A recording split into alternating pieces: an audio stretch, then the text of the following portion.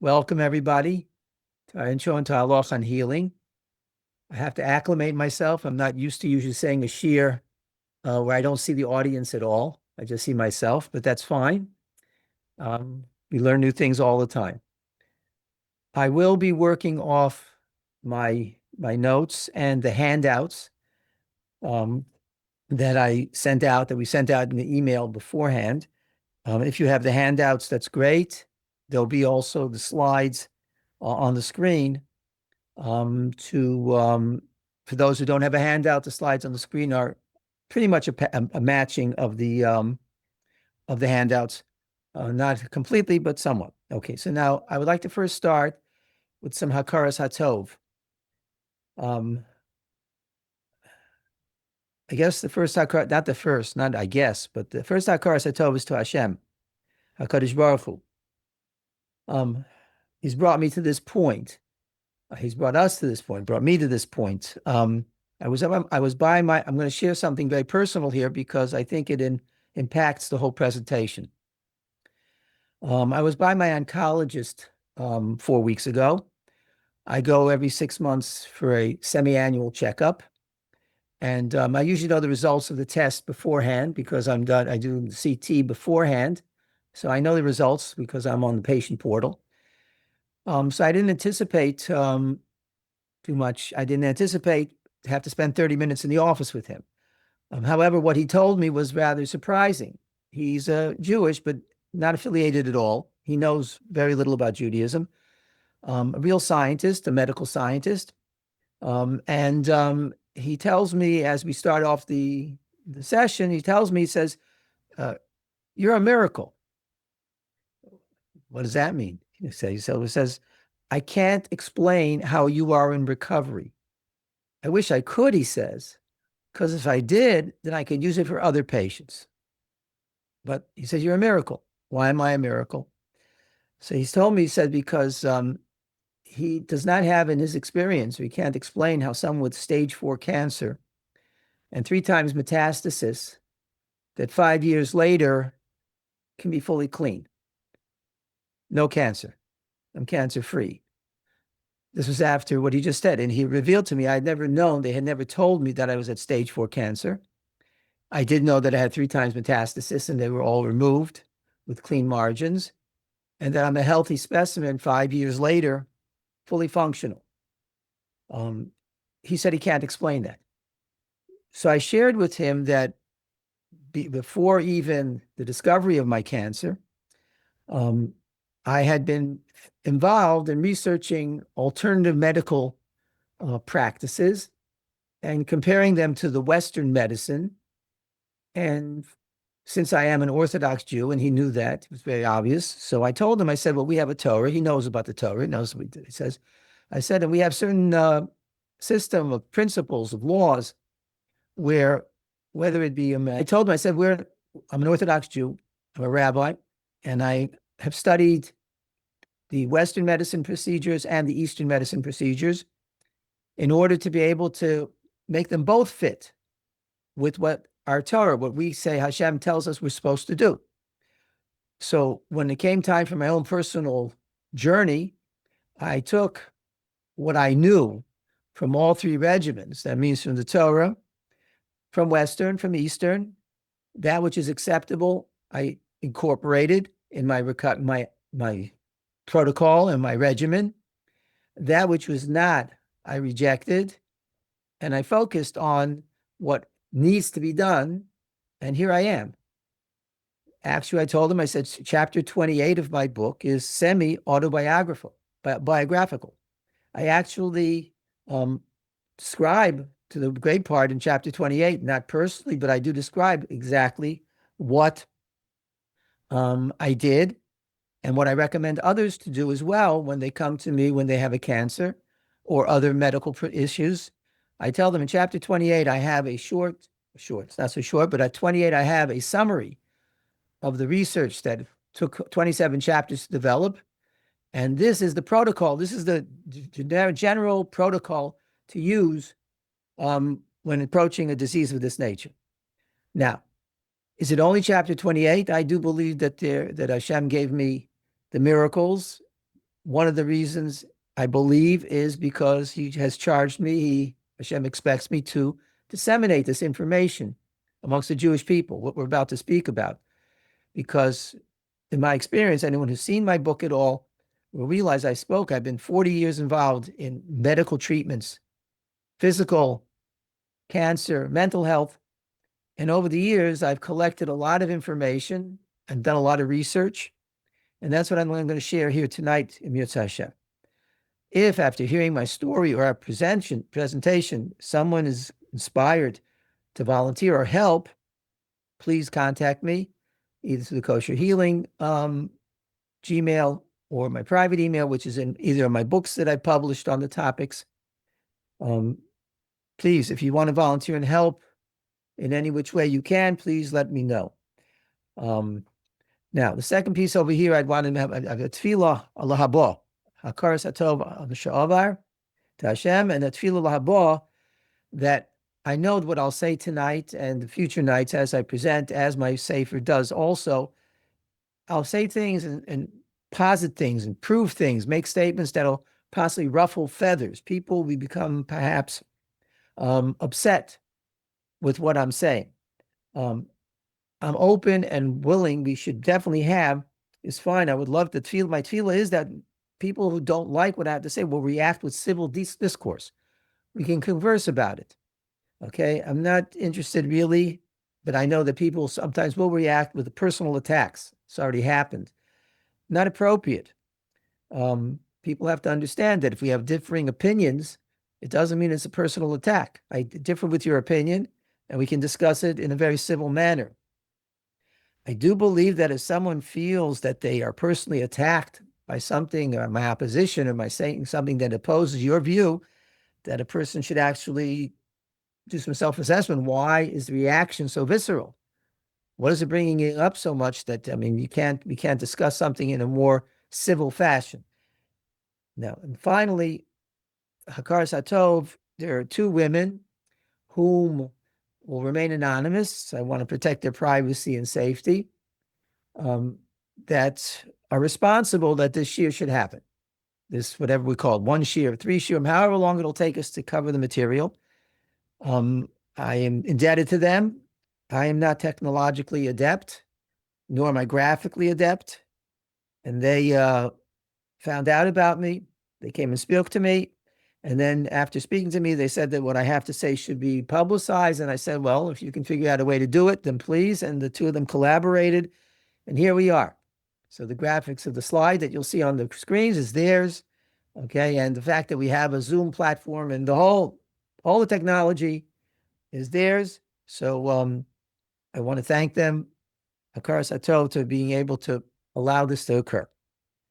Now, as we said in our emails, we realized after we sent everything out and questions came in that the 1.5 hours we've designated for tonight probably will not suffice. So I'm going to get started now, okay? But unfortunately, because of time limitations, therefore we've limited questions to email. Again, you can email me at the Kosher Healing, or if you have a copy of my sefer, either the Svarim, my email is in the sefer, my personal email, either way you can send questions, and I will then, of course, address them either online or personal, some other way. We'll figure them out. We'll be able to answer your questions. I was asked by the organizers that I should speak and use as much English as possible.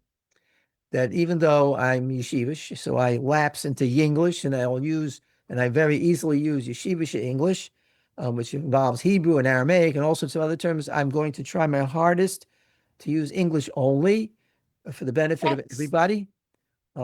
There is something that I say that's not understood. I apologize. It slips, but I hope that someone will bring it to my attention. Once again, I'm working off the handouts that I sent ahead of time in the email. If you printed them out, you can follow along as I go through the handouts and my notes. There will be slides on the screen, of course, to match, or most of what I will, not most, a good part of what I will say will have slides. But even if you did not print out the handouts beforehand, then afterwards you should as well. Okay, now, so I'm about now to share, what I'd like to share now is my experience, my research, my strength, and my hope. as I said right at the beginning, for those who may not have heard and those, the recording didn't start at that point, but I am myself a cancer victor, not a survivor, a victor. I have beaten cancer, and my doctor declared it as such. And what I convey tonight, I believe will help anyone with any illness or disease to not only get better, but also get better and have a connection with Hashem, which is very valuable and very fulfilling, which is what we're going to start with right now. Okay, so the first blurbs on the flyer read, understand how to navigate your healing journey in the kosher way and some common misconceptions. Okay, now, first part of tonight's presentation deals with, okay, the fact that all human beings, every individual one of us, all yearn for a connection. This is a sociological fact. It's known throughout the ages. Humans are the most social-oriented animals. It's the wrong term. Social creatures that exist. We yearn for a connection.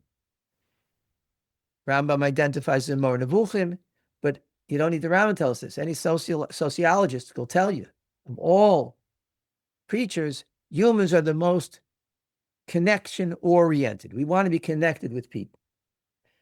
Okay, so I'm going to use a word now, which will now introduce us to the first, a very interesting misperception. All right, that's the first, is that where does that connection come from? Where does our yearning for connection? That comes from the neshama. All right, our neshama animates, or I'll use the word here, energizes, and that's a dangerous word we'll see in a minute, our desire, our yearning for connection. Now, we need to take a step back and understand something here that's very fundamental. Okay? Terms that are used to describe a human being are constantly misunderstood, confused, transferred one to the other. And it's all, first step is that we have to understand is that a human being is a composite of three parts. But that people say all the time, but there's a dimension here that's often missed. Okay. We live simultaneously in three worlds of reality. And I'll explain what that means. It'll take a few minutes, but I'll explain what that means. Okay. So it's Chazal, Rambam, Yad Chazaka, Ramban and Chumash, Ramchal and Derech Hashem, right? They all explain that man has multiple aspects. Now, if you'll take a look, okay, so we'll wait because I don't want to jump the gun here. There's our physical being. There is our intellectual being, and there is our spiritual being. Those are terms that we use all the time. Now, are they sometimes called nefesh, ruach, neshama? Rambam and Ramchal both tell us is we got to be very, very careful because oftentimes the words used don't indicate the concept that's meant. Confusion reigns in this situation. So what Rambam and Ramchal tell us is very important that when we have a conversation about this, we know conceptually what is being intended. Don't get stuck on the word. Look at the concept. What's behind it? Because in the context of the conversation, that's what the word means. Rambam tells us in Moreh Nevuchim that words, we have limited number of words and so many more concepts to talk about. Okay, so now let's try the next slide, please. Now here, we have our physical reality. In this, we are similar with animals, but we are not to say that our physical being is the same as animals. This is not true, all right? It is similar. There's some sort of parallel, some sort of relationship, there's some sort of comparison, but we're not the same. And similar with animals, we share the following similarities. There's movement, there's eating and drinking, there's reproduction, there's sensation, feeling, the senses, and there's also concrete thinking. Okay, concrete thinking is a very basic thinking which exists in animals too. Now, when we behave or when we're our physical being, right? Our physical being is all that these items, all of these things that we have here on the screen, on the slide, talk about our physical aspect. Okay, now let's see the next one.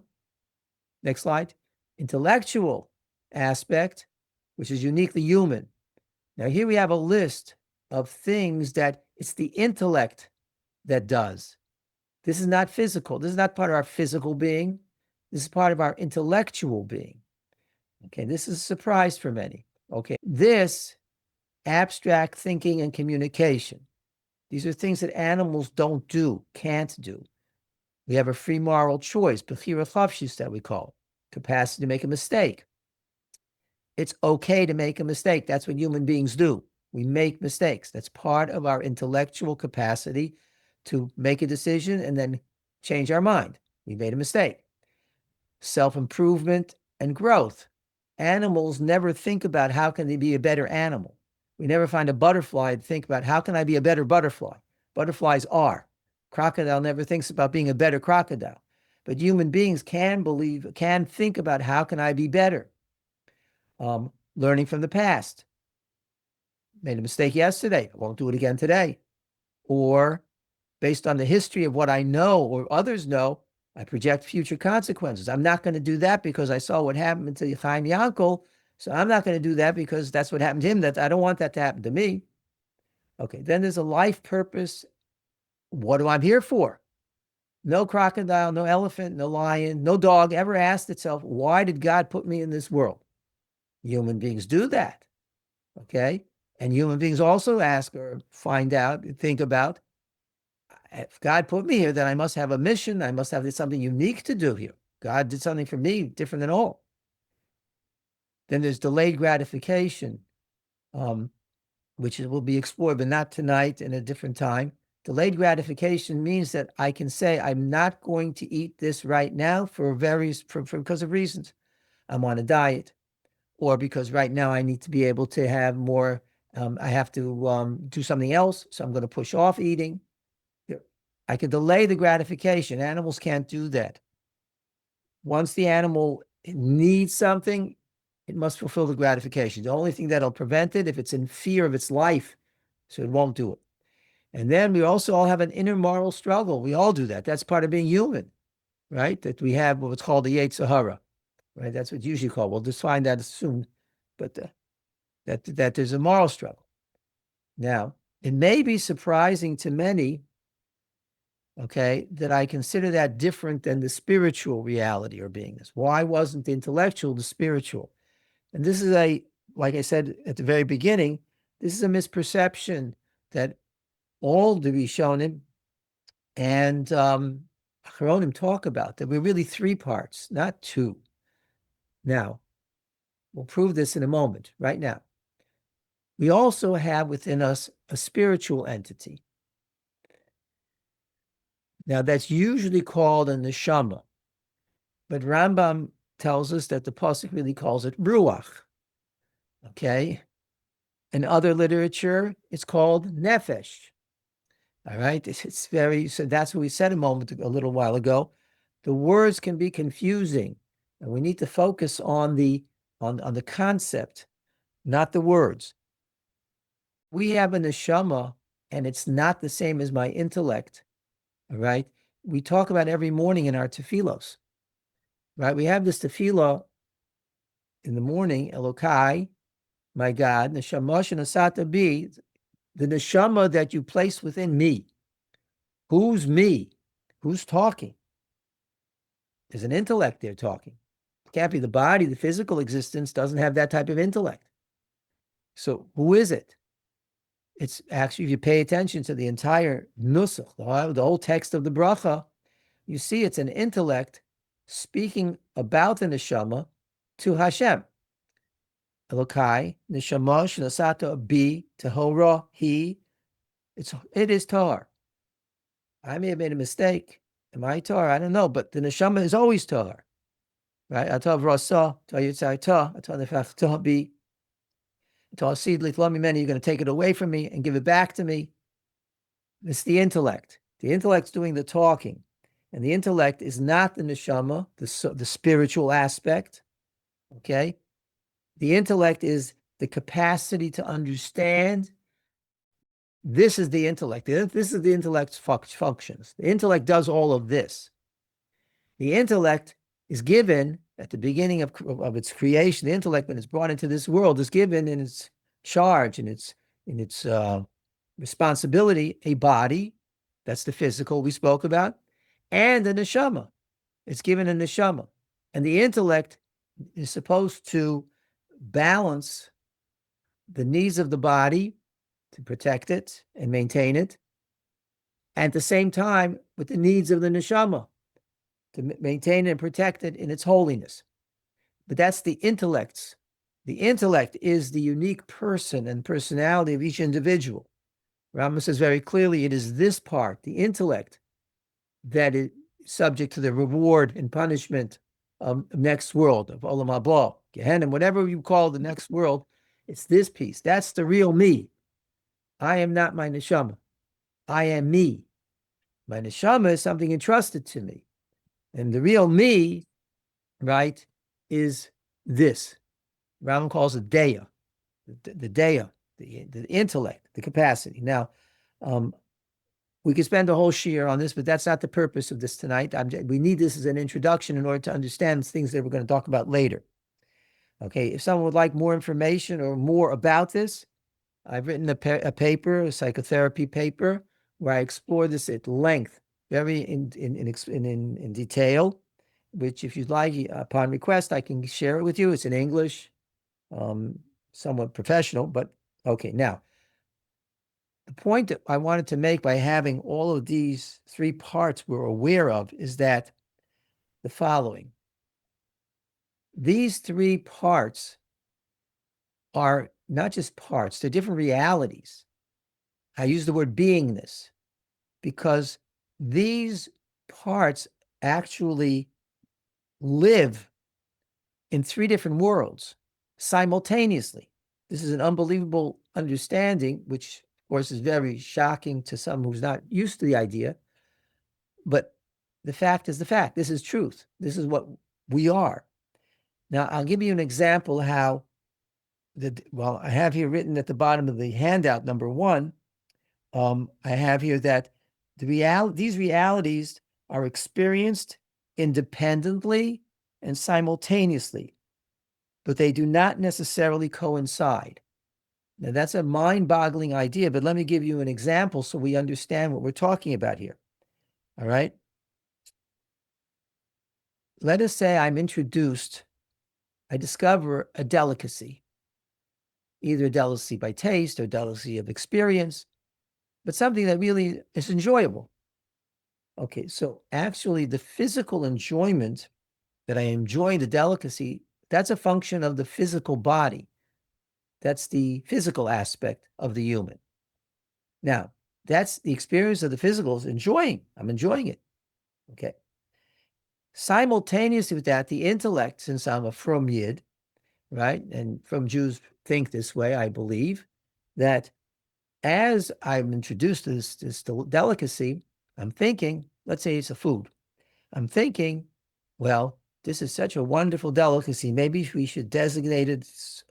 Shouldn't be every day. Maybe we should have special occasions. Maybe for Shabbos, maybe only for Simchas, maybe only for Yom Tif. Where does it fit in? Is this really something special? But it's not an everyday, it's not a mundane everyday thing. It should be, for special occasions. That's my intellect. But at the same time, my body is just fully enjoying and basking in the enjoyment. My mind is assessing, my intellect is assessing, well, where is this appropriate in the hierarchy of physicality and spirituality? Where does it fit? Well, I didn't share one thing. You see, this delicacy happens to have non-kosher ingredients in it. No one knew, not the cook, not the one who served it, and not the person who ate it. Okay? Intellectually, I didn't know that it has typhus. It's not kosher. But at this same moment that my body is enjoying it and my intellect is assessing, is this something good for a special occasion or every weekday? What should I do with it? My neshama aspect, my spiritual aspect is recoiling, is actually, again, the word recoil, I have no better word to use. It's aghast. It's stunned by being attacked by something that's spiritually unclean. It's something it doesn't want. It's treif. At the same moment, our three aspects are having three different experiences in three different worlds, because each of these parts of us live in a different world, if you will, a different reality. And they're all happening at the same time. We intellectually don't know about that because our intellect is not attuned in that way to what the spirit is talking to me. But that is what, so when we say we go through life in all, now, the reason why this is so important here, and we'll go back to in a minute, discuss it, we'll show the second aspect, but the one part here that's why it's so important is that, as I said before, the words can be very misleading. Words are limited. Rambam tells us, for example, the word nefesh, which is a very obvious word that we should use in this situation, nefesh. The Rambam says nefesh has 5 different definitions. In Moreh Nevuchim, if nefesh has 5 different definitions, and you have to look at the context of the pasuk or the Gemara, what are we referring to? It happens to be Arabic. The word nefesh only means essence. The equivalent of nefesh is essence. So you can even talk about the nefesh of an idea, the essence of an idea. An essence of idea. How do you talk about nefesh of an idea? In Arabic, it can be used that way. Not in Lashon Kodesh. Lashon Kodesh, they're not, in Arabic, it's nafsana. In Hebrew, nefesh, there are 5 different translations. You got to figure it out. Now, what happens too often, the words that are being said by a chazal or by a pasuk really is referring to, let's say, the spiritual aspect of the human being. But we interpret it, because we're not paying attention, so we interpret it talking about the physical part of the human being. But then now what we've done is distorted the teaching. What chazal mean to say is not about the physical, it's about the spiritual or about the intellectual. So whenever we have a word that could be 1, 2, or 3, it can be the physical, it can be the intellectual, it can be the spiritual, we have to know contextually what are chazal addressing. Now, this is going to be a theme that we're going to come back to a couple of times during the course of our discussions. It's a very important principle, very important thing to remember is that what Rambam actually says, identifies, Rambam in Moreh Nevuchim says that the vast majority of misunderstandings that take place in Yiddishkeit are because of a misapplication of the words. People take words that Chazal mean one thing, and they actually mean something completely different.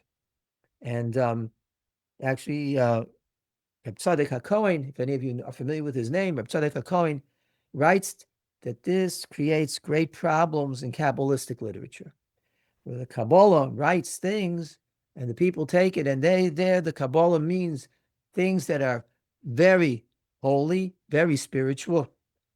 And then all of a sudden it's applied to something physical, and it creates a tremendous disaster, a tremendous distortion of what is the intent of Yiddishkeit, of what the teachings are. We'll come back to this later in these classes. Now let's go back to talking about our yearning. So we spoke that we all yearn for connection. Okay, so now, oh, by the way, here's a word that I used before, which is also subject to the problem of interpretation. The word energy. What does the word energy mean? Well, energy can mean, what energy means to a scientist, a physicist, is not the same thing what it means to an energy healer. They're not talking about the same concept, even though they use the same word. Okay, and neither of those meanings of energy is the same when someone walks into the room and they say, he gave off such good energy walking into the room. That's an emotional reaction that's happening. That has nothing to do with either the energy of the healers or an energy of the scientist. And yet the word is used in 3 different ways. Another word that's subject to this type of distortion or misunderstanding is the word segula. The word segula in the time of Rishonim and time of Chazal meant something completely different than what we mean today, a segula. It has difference between night and day. Word segula doesn't mean nothing one that doesn't do the other, right? The pasuk says about Klal Yisrael, "V'yisem li segula," you will be a segula. Doesn't mean some medical treatment, right? A school doesn't mean that you're an amulet. It means you'll be something special to me. So the word segula in Mikra, in Pasuk, in Tanakh, the word segula in time of the Rishonim. Okay, and this I show in my Sefer, but we're not going to talk about that more at length tonight, it's not planned. But be aware that the words, when we say words, we need to know what they mean. Now, let's go back to connection. So we said that the connection that we're yearning for, right, is energized or animated by our neshama. Well, we need to be able to realize that when we yearn for connection, we have to not confuse it. Because since we live in such a physical world, and we're not attuned to the spiritual, to the neshama part, as I just indicated, with eating the delicacy. So we somehow get a sense that if I feel emotionally connected, right, that's the connectedness I'm looking for. Well, if we take a look earlier, sensation, emotions, if we look at the slider in our handout number 1, sensation, which is emotions, right, that is part of its simple, non-abstract thinking, it's sensation. Those, that is part of the physical being. So what I'm confusing then is that what I feel an emotional connectedness, it feels good, but that's not really a fulfillment of the spiritual yearning. It's a distraction. Okay, that's why it doesn't last. So I emotionally connected, and then I need more, and I need more. Okay, even intellectual connection, intellectual satisfaction, which is found in academic circles, and I'm sorry to say, even sometimes by Torah scholars or scholarship, that also becomes an intellectual thing. That's not a fulfillment of the spiritual yearning. It isn't there. It's something deeper. It's something more. It's a neshama. A neshama the neshama is activating. The neshama is energizing, is animating my yearning to be connected. Now, if you want to understand this in a very easy way, can I have the next slide, please? Thank you. Okay. Gila Mandelson was a teacher, still is, I think, in Eretz Yisrael, and she taught in seminaries, and she was also very active in Kiruv. So she ended up producing a couple of books on very interesting topics. One of them is Outside Inside. So what you see on the screen now on the left is the original version. And then she did a second version, which has the nesting dolls, the Russian nesting, whatever they're called, Russian nesting dolls. The picture on the cover.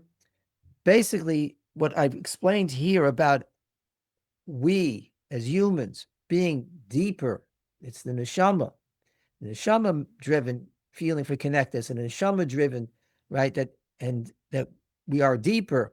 We're not what we do.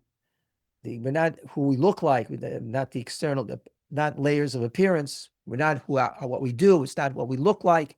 But there's something deeper inside, and we need to cultivate that. It's not a long book. I think it's about 100 pages. She describes it very adequately. All right. Now it's a fish. She calls a fresh look for tznius. It's tzniut. All right. It's not about tzniut. It's about internality, internalizing, becoming an internal person, a person who's motivated or trying to be connected at a much deeper level to satisfy the yearning for connection. Now, and one last piece over here is that what I just explained, not to get distracted, not to get carried away by looking or misguided to try to get connected with things that are superficial, as opposed to a deeper connectedness. It's really all in the first pasuk. I mean, not first pasuk. It's in the pasuk in Bereshis, in the story of Adam, Chava, and the Nachash. The pasuk tells us over there that the Nachash, when he convinced Chava that to take from the tree, so it says, Vatera Isha, the woman saw that the tree was good lamachol, to eat, the physical sensation. It was very desirous to the eyes, the looks. He says, and it was even desirous, become intellectually stimulated, right? Then she took it and ate. Physical attachments, intellectual attractions, the connectedness of physicality, of intellectualism, right? She got distracted. Chava got distracted, right? And she got distracted because of the superficiality. She got distorted, distracted into something. So therefore, she ignored the essential spiritual connection, right? This book, this book, Outside Inside, will help us understand that what that is, and not to end up doing it. But this highlights fundamental number 2, which I'd like to talk about, misperception. Okay, and that's about superficial thinking. All right, can we get the next slide, please? Okay. I call this cognitive development or cognitive functions. Okay. Superficial thinking, if you see the first line there, well, it's not on the slide here, but is Madama here? Yes. Okay, there. It's in the first box. The Svarim, the Chazon Ish, the Rambam, other Jewish philosophical works compare different levels of type of thinking skills, right? The Madama is a very superficial, immature level of understanding and thinking, of assessing things, all right? That's how we're born. We're supposed to develop that. It can remain, if not challenged, or sometimes because it's suppressed. So our thinking remains underdeveloped, arrested, impaired. And then the question is, as we grow older and become more mature, all right, do we have appropriate thinking skills, or are we deficient? Okay, can we have the next slide, please? Okay, so Dr. Reuven Feuerstein, who lived in Eretz Yisrael, developed a whole system for people to be able to improve their thinking skills. And he divided them up into 3 parts, which means input, gathering the information, elaboration, processing it, and solutions. He actually identified a total of, what does I have here? I have under my handout, you can see that each one of these has numerous sub skills, thinking skills, how to gather information. You can teach people. Does. Yeah, I've seen the system work. And it works very efficiently, where people can learn the skills of how do I gather information? How do I think it through properly? How do I put it? How do I express the solutions? Dr. Feuerstein actually shared with me that he took his whole system and he learned it from the Gemara. He took from the Gemara. He saw how we Jews learn how to think by learning Gemara properly. Unfortunately, it's not always applied what he has extracted, because we don't do that necessarily. But cognitive functions are very, very important for us to develop during the course of our lives and constantly work on them. This will be very stunning. The Rambam in Moreh Nevuchim says that the Yetzer Hara is the Koach HaMadama. If we talk about the Yetzer Hara is superficial.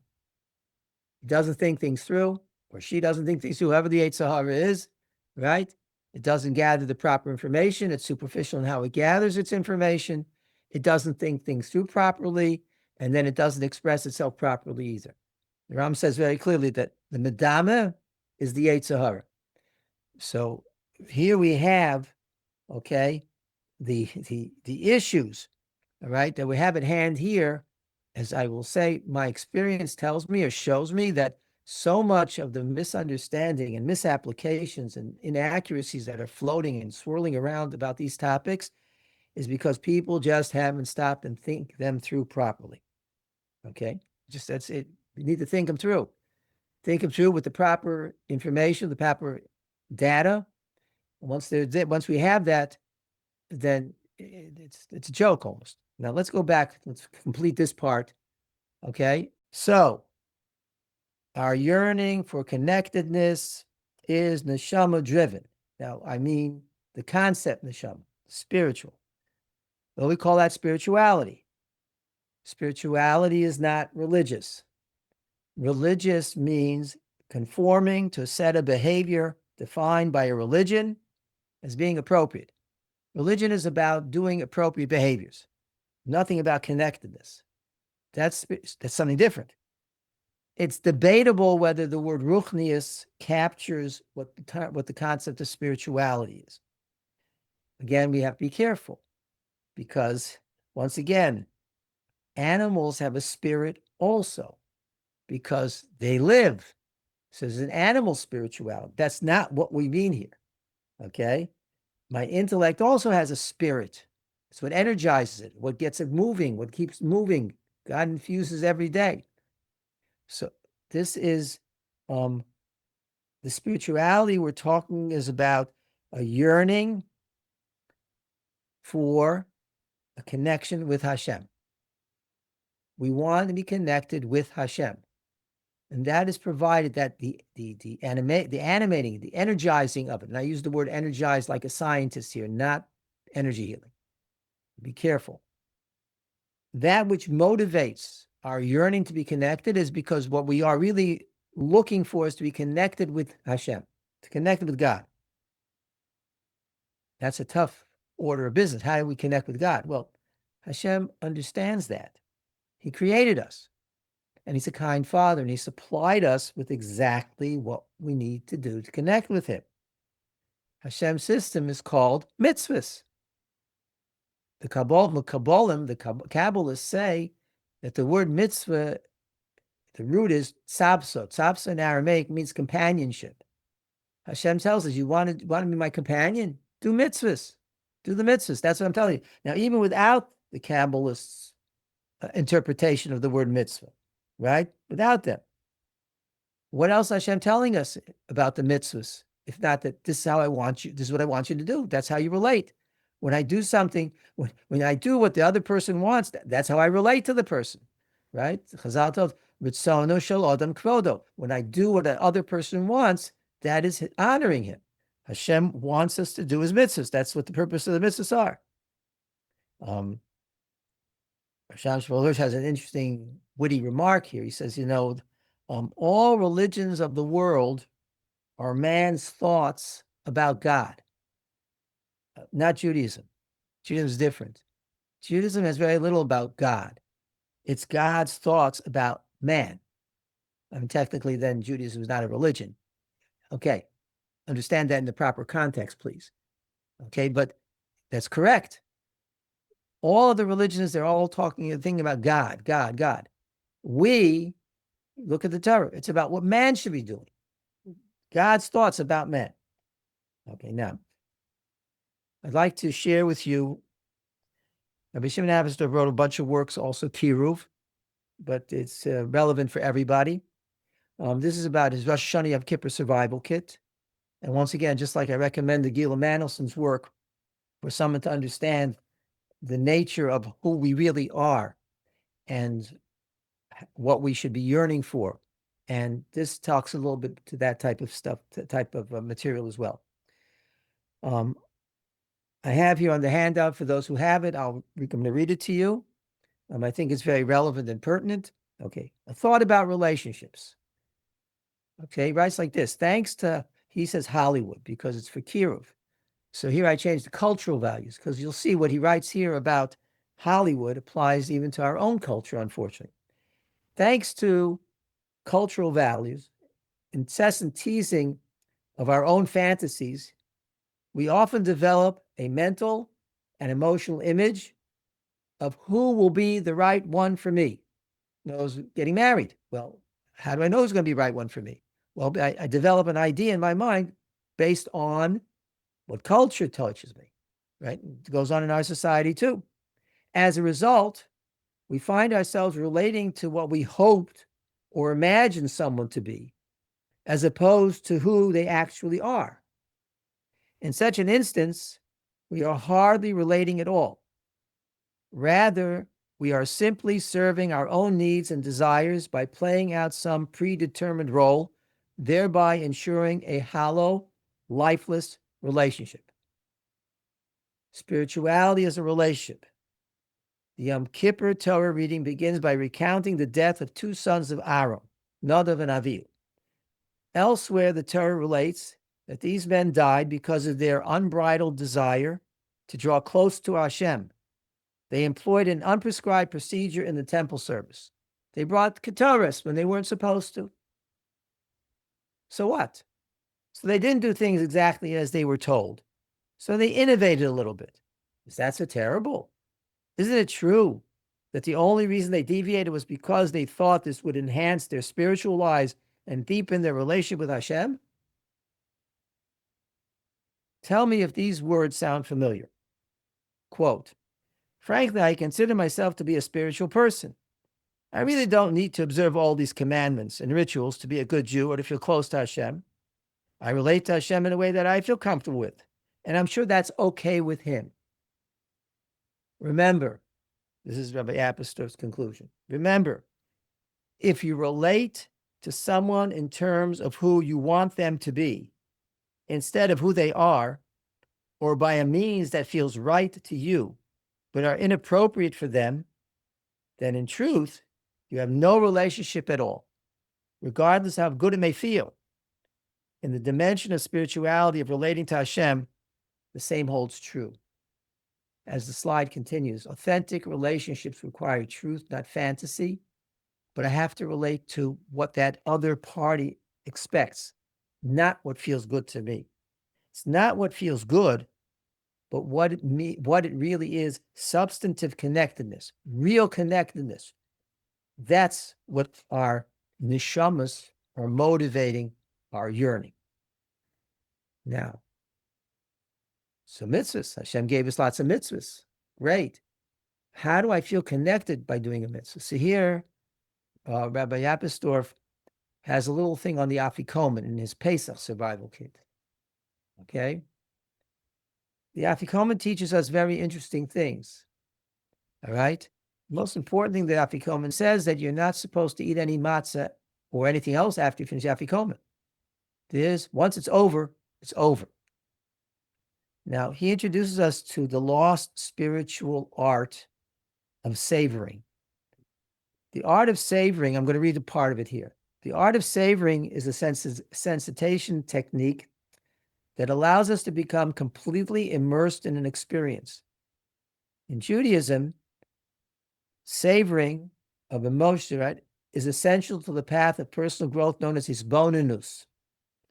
This is singled out and vigorously encouraged by the Musar and Hasidus movement, hisbonenus. Pay attention to what we're doing. The Jewish art of savoring bids us to fine-tune our senses and become more fully absorbed in both vision, sound, and the attendant feelings, in thought and ideas, as well as in internal impulses and their sources, to experience the dancing and the joy, the music, the tears, the love, and the closeness that stirs within us, to consciously engage every day and every moment, to celebrate life, to imbibe the totality of every experiential step we take. Upon concluding the Seder, Halacha bids us not to taste anything after the Afikomen.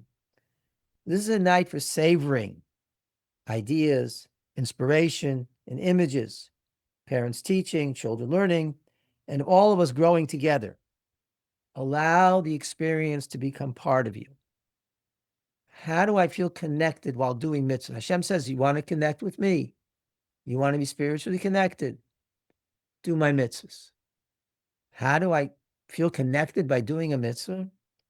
Savor a mitzvah experience. Only then can you leave. Not with souvenirs, not with photos, but as a different person, a different Jew. You'll never forget this. Choose a moment you want to remember from the mitzvah, close your eyes, and savor it. That's how we feel connected. People who have done this tell me that it's a life-changing experience. Just a bracha, an asher yotzar. I can feel connected by ato. Say everything slowly, to say everything with thought. You're busy people. But however, so often during the day, you can stop for a moment and think about the mitzvah that I'm doing. Here is the way I can relate to Hashem. Doing a mitzvah. Hashem says, you want to relate to me? You yearn to connect. Here's a connect. Here, mitzvah. And then add to the Maisa mitzvah the spiritual connectedness of savoring. Feel the mitzvah. Feel that I'm connected. This is the vehicle. Hashem is giving us this vehicle to feel connected. Now, this is all really somewhat of an introduction, because healing, self-care and wellness, which is also on the flyer, medical treatments, these are all mitzvahs. In the first chapter of my book, the Sefer, I list exactly what the mitzvahs are. Mitzvahs aseh, mitzvahs lo aseh, of giving medical treatment, self-care, taking care of one's health, and these are mitzvahs. So as we said, if I do the mitzvahs correctly, as Hashem wants, so then I connect with him doing the mitzvahs. If I do them incorrectly, so then not only don't I connect, but it's a distortion. I fool myself. I think I'm connecting, and I'm not connecting at all, right? So I've deluded myself, fooled myself. So it's important to know, if I want to heal, I want to go on a healing journey, I want to take care of my body, I want to be well, I need medical treatment.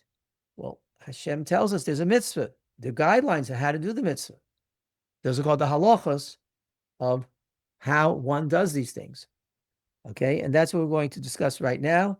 All right, the next part of the flyer was knowing the basic halacha and other misconceptions that have come in, have sort of filtered into our Jewish lifestyle, unfortunately. Okay, so this is handout number 6, and it corresponds with, of course, the slide number 13, which you now have. Now, some of the things that are here, okay, could very easily ruffle some people's feathers. It'll certainly have some people will be surprised that such things, this is true.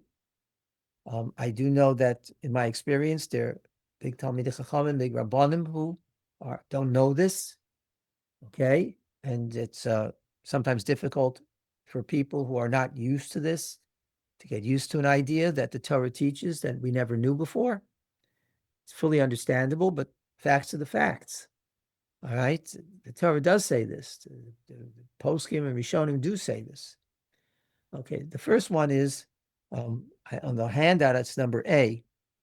On the slide here, it's the very first thing in the first frame. Okay, scientific method. There is such a thing as called the scientific method.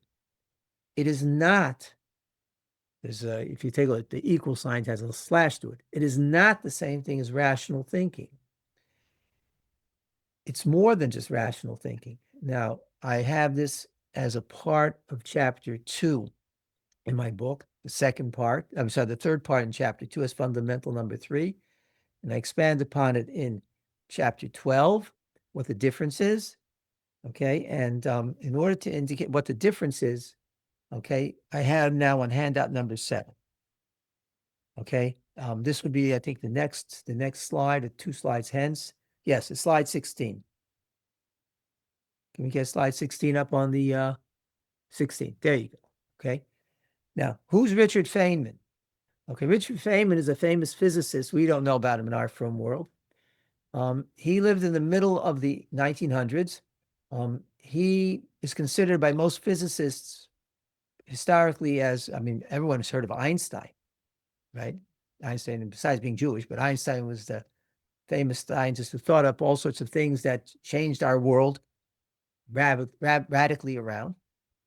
So the next door, if you will, the Messiah passed from Einstein to Feynman. Feynman is the next one. He's also Jewish, also secular, no shaykhs to Judaism at all, but brilliant physicist. Okay, now did a bunch of lectures, and he wrote the book, Quantum Electrodynamics, all right?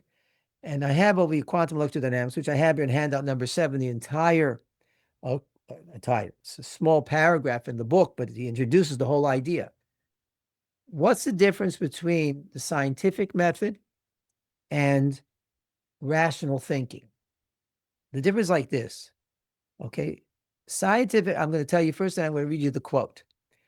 Scientific methodology differs greatly from rational methodology because it includes scientific data and knowledge as well. So let me explain what that means, okay? Just because something sounds good, makes sense, doesn't mean it's true. You have to test it. How do I know it's true? Maybe it doesn't match Matthias. Maybe the actual, maybe that doesn't match the data, reality. Sounds great, but it feels great. It may not be true.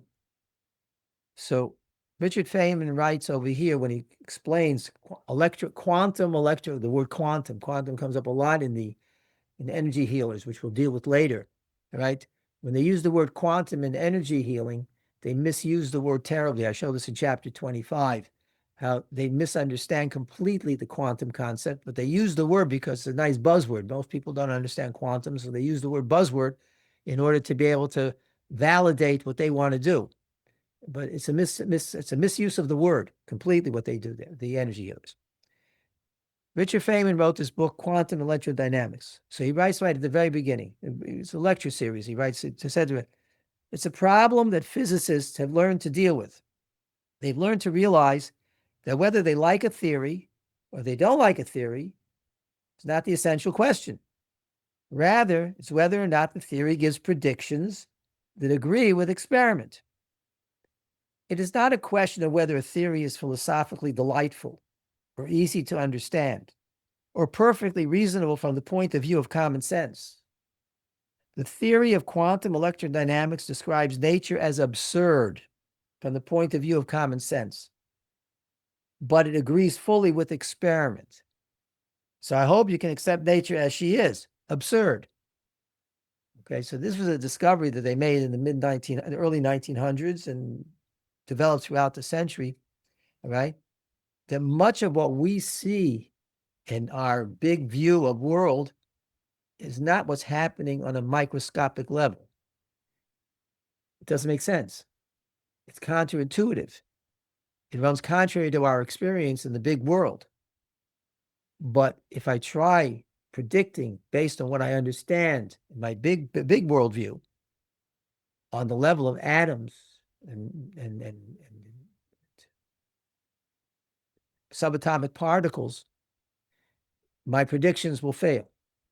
But if I have theories or ideas that contrary to common sense, not all, but they agree with experiment, then obviously they're the truth. Because if I use this idea or this theory and I do something, it works, right? Didn't make sense, but it works. So obviously this is right because it works and this doesn't. Okay? So Richard Feynman tells us like this. Truth is based on if it agrees with experiment. It's not about the comfort. It's not about the beauty, not the intuition. It can feel absurd. And this is a real nice statement. Truth is not democratic. The vast majority of the world can vote. I don't agree with this opinion. It makes no difference. It's the truth. It doesn't make a difference. Truth is the truth. That's the Metzias. That's reality. Now, so there is a difference in scientific method. Not yet. Okay, this is what we're going to come to right now. There is a difference between the scientific method and rational method. So, scientific method, we'll read something in a moment from a different source. What the scientific method is very precisely, but the scientific method is a pursuit for understanding reality. What is the reality? Not saying, well, I like this idea, so let's get reality to match my idea. Now, let's take a look over here over of Hirsch. Shamshim Hirsch on the Pasuk tells us something here about about this investigation of the scientific method. That is, it has to be with rigorous honesty. Okay, we have to be rigorously honest with ourselves and with everybody else when we do research. Rav Hirsch, Rav Hirsch, Hirsch on his Pirush on Tehillim, he writes like this. He's on the pasuk in, excuse me, pasuk in Tehillim, Kapitel Yudalid, pasuk Beis, says over there, at a time when mankind has gone astray, says Hashem Mishamayim Hishkif al Bnei Adam. Hashem looks down from heaven, and he says, Hayesh Maskil Dorit, is there an intelligent person looking for God?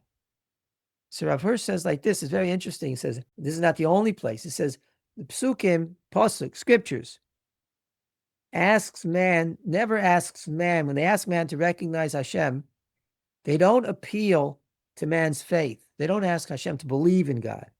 They ask him to intellectually understand that God exists. That's why the word maskil is used in the pasuk. Hayesh maskil dorish as Hashem. Is there a maskil? Okay. Because man's inner and outer world allows the mind, which is free from emotional bias, to seek and find Hashem with incontrovertible certainty. The reason why man denies the existence of Hashem, not just because he can't feel him or sense him, but because he can only find Hashem through reasoning. Man doesn't want to find Hashem because it's not convenient, because Hashem law and his moral law goes against what I physically want. Again, physical versus the spiritual, right? The physical wants a certain way, and therefore it doesn't want to move. Okay, now, the verse makes a very profound insight here. Forces and laws which science tells us exist, they also can't be felt. Their effects can. There's a lesson the 9th grade teacher taught me, my science teacher.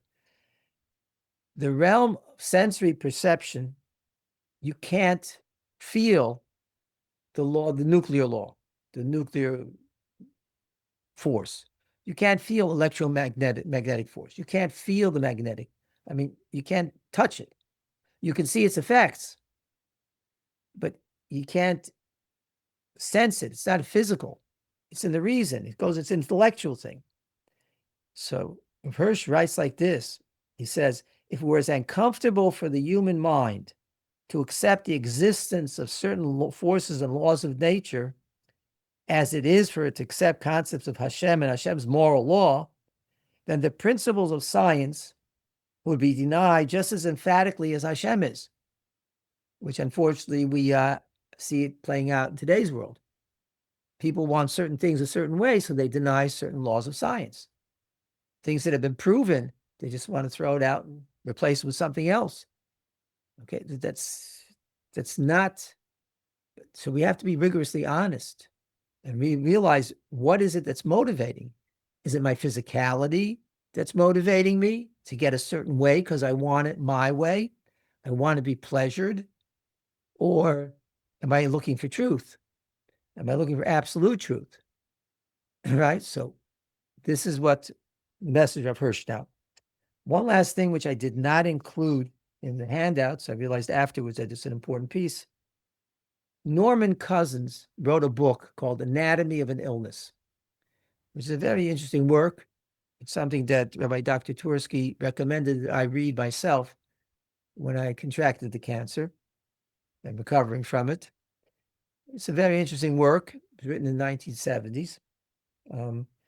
He writes like this, because based on what he did, he got thrust into the middle of the debate between the 1970s, was raging as it is today, the alternative healing methods, the Eastern methods, the Western methods. I mean, that whole, got thrust in the middle. So in chapter 3 of my book, I reproduce a substantial section of what he writes concerning how medical science should approach treatments. And he talks about the balance that needs to be had in dealing with ideas that are from outside official medical science, together with adherence to medical principles. So, but there's one section there, one paragraph, which I quote also at the end of chapter 2, where he describes what is the scientific method, all right, as opposed to the rational method, scientific method. The most important thing about science is the scientific method, a way of thinking systematically, a way of assembling evidence and appraising it, a way of conducting experiments so as to predict accurately what will happen under given circumstances, a way of ascertaining and recognizing one's own errors, a way of finding the fallacies in long-held ideas. Science itself is constantly changing, largely as the result of the scientific method. I cite this in page 53. I'm sorry, on page 13 of my book, all right? And it's on page 53 of Anatomy of an Illness. The scientific method means we're testing on an ongoing basis, is what we held till this moment, as Richard Feynman said, is as what we held till this moment match reality. If it doesn't match reality, which is what caused the whole revolution of the quantum revolution in the 1900s, that science till the beginning of up to 1900 had certain principles and ideas which wasn't matching findings they found in subatomic particles. So they had to come up with a new idea, and that revolutionized the whole world of science. That's how life is supposed to be. We're supposed to not just be frozen, right? We're supposed to conduct our lives by the scientific method. Now, I still now have been preaching only the first part. Let's go back to slide 13, please. So I till now I've been talking about the first point. The scientific method is not rational thinking, and I've explained Richard Feynman's statement of Hirsch. We have to rigorously honest. Okay, and Norman Cousins, who said science is constantly changing because of the scientific method, the quest for the truth. Maybe the Torah doesn't hold that. Who says Rabbi Kaganoff knows what he's talking about here? So it's no big deal. He's giving me a secular lecture over here. The answer is no, that's not true. The halacha requires of us, it's part of the mitzvahs, one of the mitzvahs, the halacha requires us to conduct our lives through the scientific method. All right? Rishonim and the Shulchan Aruch Paskin, right? We're supposed to conduct ourselves always, everything we do, based on the scientific method. That means even things that are not, so to speak, science. I'm not supposed to live in a world of fantasy, of doing things that are without seichel. There's a reason, and the Torah expects us to do that. We should have reasons that are substantive, thought out, not just medama. That's not what we're supposed to do.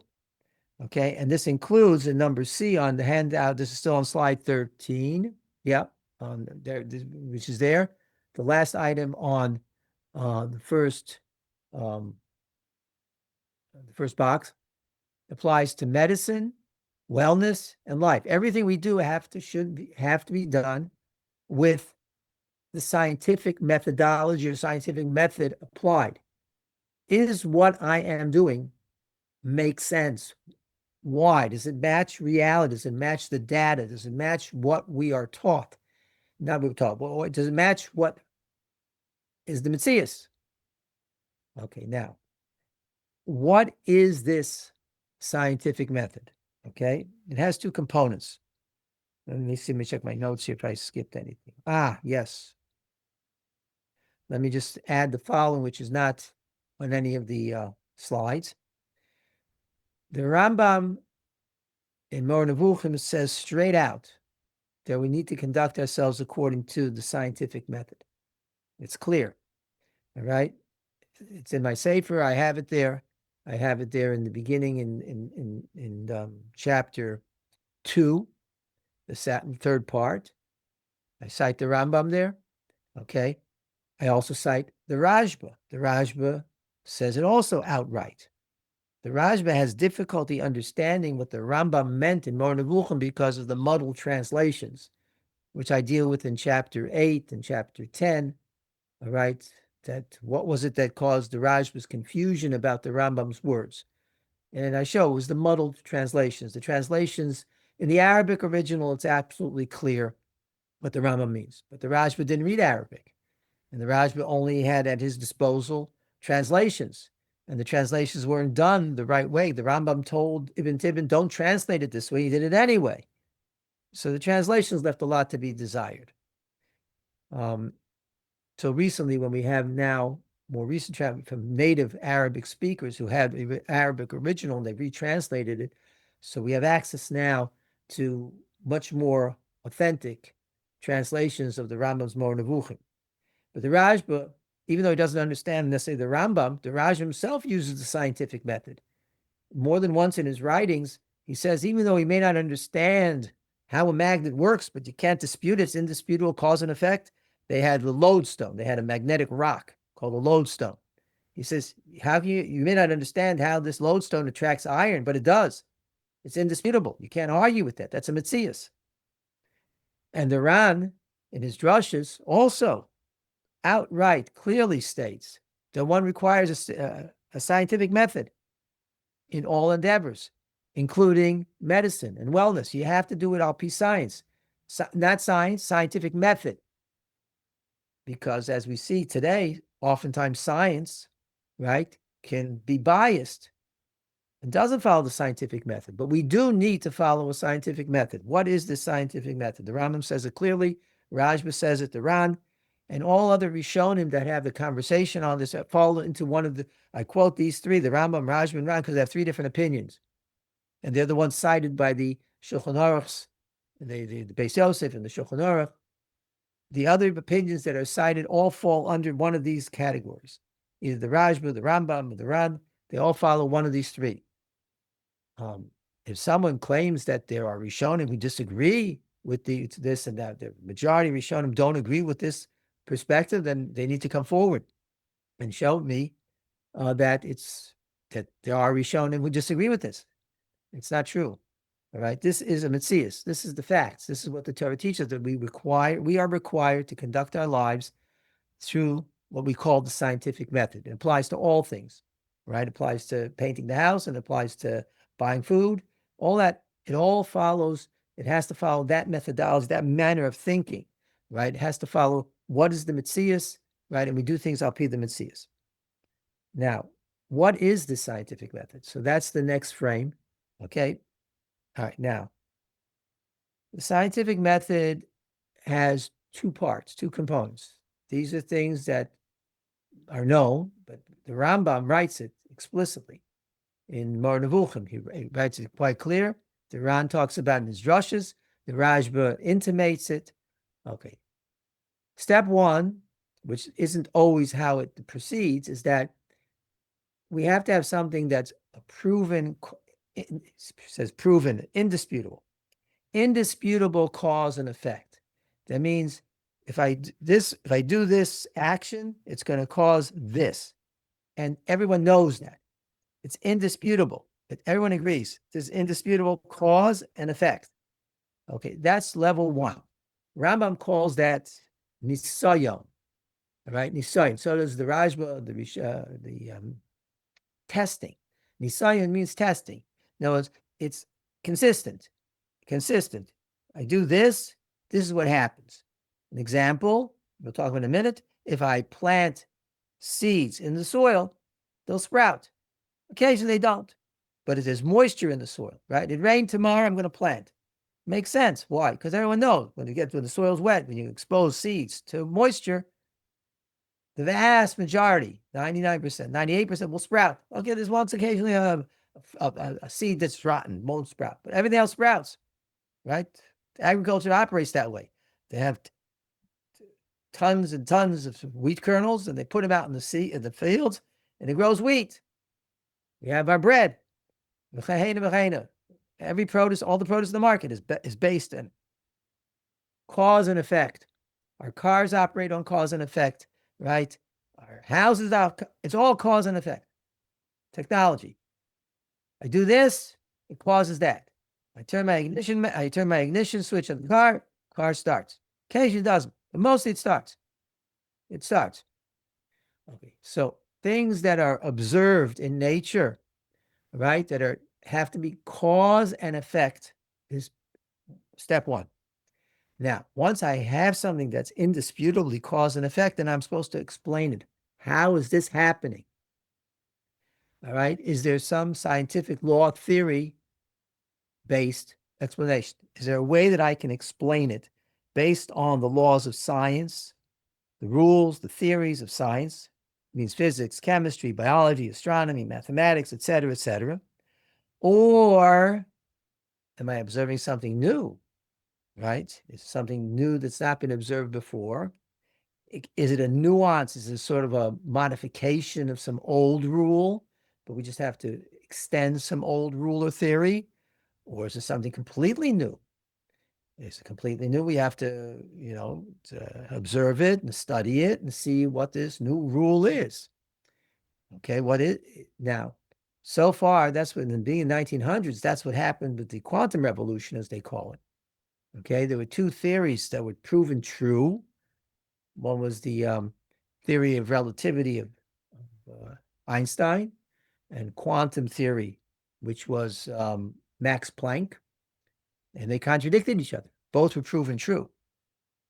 Okay, there was a terrible stir in the scientific world, and they resolved it. But the resolution thereof is now given rise to what the technological advances that we have today.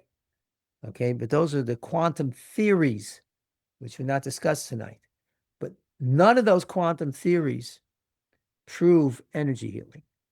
Okay, that's in chapter 25 and the appendix of my book, where those who say that quantum theories prove energy healing are misguided or misinformed. It's not true. It's plain not simple. They just haven't studied the material properly, and it's not correct. Now, see him over here. Now, the biggest proof that there is such a thing as a scientific method, right, is the next slide, please, slide 14. In spite of the claims made by very choshev rabbanim, all right, I'm sorry to say they're mistaken. There are three halachic categories about activities that we engage in the world. Okay, there's something called minhago shel olam. That is natural behavior patterns, things that have proven cause and effect and a scientific explanation. Most of what we do in our regular life follows minhag shalom. I gave you one example: planting when it rains. Okay, another minhag shalom. When it's slippery outside, it's wintry mix outside, I'm going to walk. I'm not going to take the car because it's slippery. I may get into an accident. Seichel makes sense. The statistics prove me out. I get into a car, I turn my ignition switch, the car starts. Of course, that's why they sell the cars. They built the technology to have such a thing. I walk into, I'll put a light switch on, light goes on. These are minhago shel olam things. I eat food, gets digested, and nourish my body. Minhago shel olam. Those are the regular course of nature, natural things that we do, fully in consonance with the way the world operates. That is one category. To the other extreme is Darkei HaMori. Darkei HaMori are things that do not have consistency in cause and effect.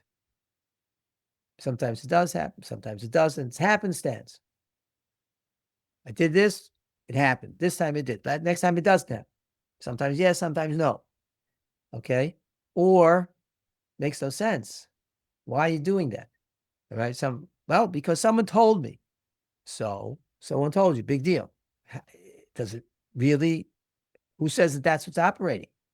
Maybe why it's working is because you're confident to get better. It has nothing to do with what you're taking.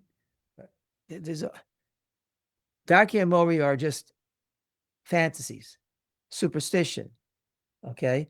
Or Darkei HaMori can also include the occult, which we'll talk about later. And not tonight anymore, but we'll get there, okay? That's the other extreme. Then in between are things that are in the process of being tested. We don't know. There are things that are observed, but we don't understand what we're really seeing, or they're not explained yet. They don't match scientific principles. Maybe after we'll understand it, we'll see how it does match, but we're not 100% sure. Hasn't undergone the proper testing, study, research. That's called, in the vernacular of the halacha, called a siman. Now, minhago shel olam things are things I can use indiscriminately, unreservedly. I don't have to be concerned about it being a cult or it being Darkei Amori, or being any losa. Say that Hashem wants us to operate within minhago shel olam. That's how Hashem wants us to operate. Darkei Amori is aser. It's a losa say in the Torah. Chukasem lo lechu. Right? We're not supposed to walk in the ways of the superstitious ways of the non-Jews. I described this in short in chapter 1, and then we go into greater detail later in many of the chapters to explain all this. But Darkei Amori are just superstitious, nonsensical activities that the activity, there's a goal in mind, but why should the activity get that way? Now, we oftentimes play such games as children. Children play games of imagination. They fantasize, all right? But for adults, that's the medama. But for adults to behave in such a fashion, that's called Darkei Amori. And that the Torah prohibits, the losase. The Torah does not want us behaving in a Darkei Amori fashion. Then in between a siman, what are we supposed to do with a siman? So here, the Rishonim are very clear, and I proved this in chapters 4, 5, 6, and 7. The Rishonim tell us that there's such a category called siman, and a siman is severely restricted. And if I can please have, let's see which one I want. Slide 15, please. Okay. Siman cannot be used as if it's minhago shel olam. I cannot rely on something that only has a status of siman as if it's minhago shel olam. It's regular stuff, regular proven scientific method, proven that this works. Okay, I'm only allowed to use a siman. Now, it's interesting. We use, here's an example. Okay, on Rosh Hashanah night, we eat fruits, right? Different types of fruits and vegetables. And we say hi ratzon. Okay, now the Gemara calls those simonim, simna milsehi. What does a siman mean? A siman means is I do something to encourage my spirits. So what am I encouraging? By taking an apple dipped in honey on Rosh Hashanah night, I'm encouraging myself by saying hi ratzon, as the Mishnah Berurah says. It's not just by eating the apple and honey doesn't mean that you're going to have a good din tomorrow. That's nonsense. If you think that, then you taka it gets called, it's a Darkei Amori. None will rely on that. The idea is to have an apple dipped in honey is to make me feel good and to give me a sense of encouragement that I'll daven to Hashem, and Hashem will then forgive me and give me a good year. So that's what a siman can be used for, right? To rely on it, the absolute that this is going to this causes the din to be on Rosh Hashanah, good on Rosh Hashanah, that is usher. That's prohibited. I'm not allowed to rely on a siman like that. I can encourage myself with a siman. Can't be the decider of why I undertake a certain activity. It can be one of the many factors influencing my behavior, but it can't be the only one or the main one. That's not what if a siman is not proven, it's definitely, if something's cause and effect, indisputable cause and effect, and of course that can be the thing I'm undertaking only. Because indisputable cause and effect, I plant seeds, it's going to grow, of course. But if I don't know, it's not been proven that there's cause and effect here, so I can use it to influence myself. And thirdly, it's really only in a negative, in a way, I have a concern, a watchful eye. In other words, I can go on a trip, something happens, so I say, this type of trip I'm going to go, I'm not going to travel at 80 miles per hour down the highway like I usually do. I'm going to travel at 55. Why? Because I'm being a little bit more careful. Okay. To use a siman for that? Yes. Because what you're doing is a safety guard, not something that's crazy. And I'm not therefore saying, well, something happened, if I'm not going on the trip. No, because why? Just because something, what happened? The suitcase fell and broke open. And therefore, because the suitcase fell and broke open, I'm not going to go on the trip. That's ridiculous. That's darkei amori. It's nichush. Not supposed to do that. But if there's, if I want to be a little bit more watchful, the suitcase broke open. Okay, so I'm going to be more careful how I pack the back of the car. That makes sense. So a siman can only be used under the parameters that we have here, that we see on this slide, okay, which is at the bottom. I'm sorry, it's on handout number 9. And the last part of the handout, which is what we'll conclude with tonight. Unfortunately, I would wish we could have got further, but this is as far as we got. In the bottom of page handout number 9, I have over here that using a siman under these parameters that we see here on this slide is what the Shulchan Aruch in Siman Shin Aleph in Orach Chaim Hilchos Shabbos Sifcha Zayin is talking about. He is not. It's unfortunate that too many people look at that Sif in Shulchan Aruch and they misunderstand and misread it. Okay, the Shulchan Aruch is not saying there, which unfortunately is misunderstood, that a siman has the integrity of minhago shalom. That's not what he's saying. All right, if someone wants to see that, look at the Radbaz, the Rambam, look at my Sefer. I have it there on page 151, 152. The Ram Chaviv tells us that's the pshat in the Mishnah. The Radbaz tells us that that's pshat in the Rambam. Okay, that is the pshat, right? It's not meant that a siman has an integrity of minhago shalom, nor is the Shulchan Aruch approving and promoting a siman's use other than these restrictive parameters that I have here, that we have here, which is at the end of chapter 4 of my Sefer. Okay, so I'm putting out a little bit more detail here so that those, I'm sure what I'll be saying here will get spread, and the more rabbinic and scholarly will want to know, where did Rabbi Kaganoff get this from? The answer is, well, in my Sefer, I spell it out very clearly, as they say in Yiddish, Rachel Bitcha Ktana, in great detail, that this is the halacha, this is the halacha's expectations of us within the concept of the darkei amori rulings. Okay, so let's go back, please, to the slide. But before, can we, for a moment? Okay, the fact that all the Rishonim and the Shulchan Aruch say that there are 3 halacha categories that come out of the sugyas of the Gemara, both in Chulin and also in Shabbos, tells us that what differentiates between siman and minhag shel olam is the scientific method, right? The scientific method is what differentiates between these. This is proven. Minhag shel olam is proven, right? That has both a proven, indisputable cause and effect, and either a possible or definite scientific explanation. It's a machlokas rishonim to what extent we need for medical, which we'll talk about next time. Okay, but I explained in my Sefer, so no one has to jump at me. Go look at the Sefer, and you'll see it there. Okay, and therefore, can we get the slide before, number 13? Therefore, the scientific method is not rational thinking, and the halacha does require us to live our life according to the scientific method, and it's a mitzvah of chukos ha'amim, darkei amori, lo seichel b'chukos ha'amim, which applies to all aspects of our lives. Thank you very much for joining me tonight, and I hope in Yirtzeh Hashem next Wednesday night will continue. I would look forward to your feedback if you'd like to see the method of delivery changed or modified.